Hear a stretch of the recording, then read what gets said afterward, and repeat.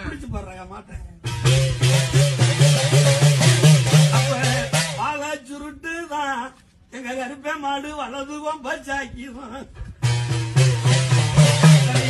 முறுக்குதான் நம்ம கிழவே வளர்த்த மாடு இடதுவும் பச்சாக்கிதான்